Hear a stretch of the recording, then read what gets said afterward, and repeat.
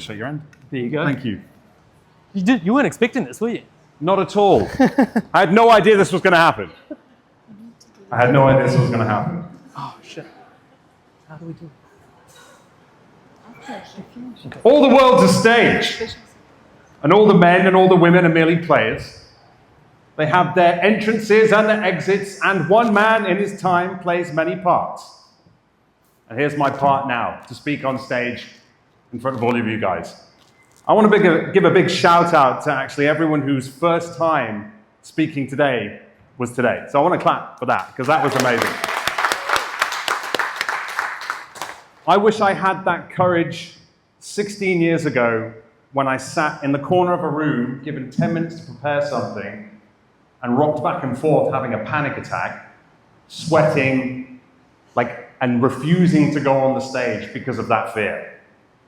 It was one of the worst feelings in the world, like you just talked about, public speaking and then failing and not being able to do it. And that haunted me for years. Even getting into Central School of Speech and Drama, off my merit of being able to act and whatever that was and singing, I still struggled with that fear. And I would forget my lines.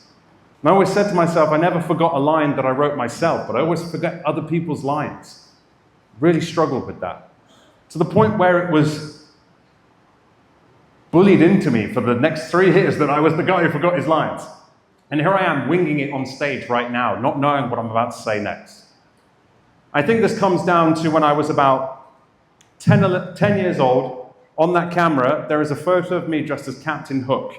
And I found it about 2 weeks ago. And I remember that day. It's the day where you get to dress up as your favorite character from a children's story. The day where you can go and express yourself and be the thing you love. But not for me. I had to sit at the front away from everyone else because I was disruptive and I was ADHD and I was too noisy. So my voice was stifled. For 8 years, I had to take Ritalin, which is a terrible drug, and children should not be taking this. It meant that I was unable to connect to who I was, my real self, my actual voice. And in my head, I had that voice. I used to dream every night about this character called Bird, who was charismatic, able to talk to anyone, could get up and do speeches. And there was a part in my life where I wanted to be a vicar, which is a priest in the Church of England school. I wouldn't say I was religious, but I wanted to be in front of people, reading and talking about God. Things have changed since then, but I went, I'm not going to do a sermon, guys, don't worry. Do an exorcism, maybe. But yeah, losing my trail of thought was kind of common. So to get back to the story, I started this performing arts course because my mom said, get a job or go to college. And I was working in a nightclub, and I went and looked at performing arts, and I never got to see electrical engineering. And then, like I said, I was given 10 minutes to perform something, had the panic attack, fucked me up completely. I was like in a right state. And then I auditioned for drama schools, and I got in. And managed to create a career for myself out of my voice. And it's only since the last year where I fully stepped into that power, thanks to Ryan for the Brotherhood, because I've been given a platform and a space for me to own who I am again, because I wasn't allowed to be myself for so long.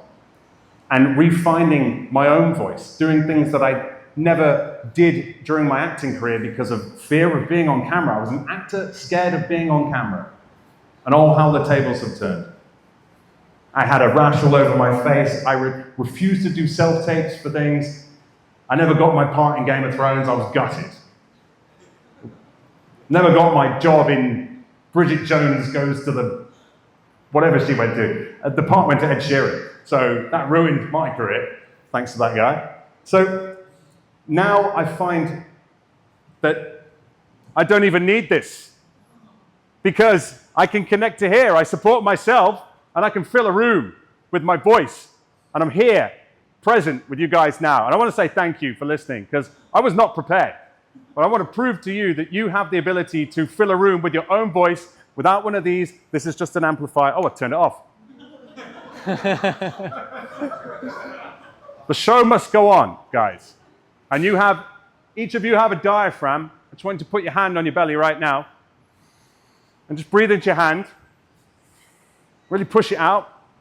And give me a big ha, ha, ha, ha. Push from here. No, from here. From here. Go on. Ha, ha, ha, ha. Fill the room. Awesome, guys. Thank you for listening. Thank you, brother.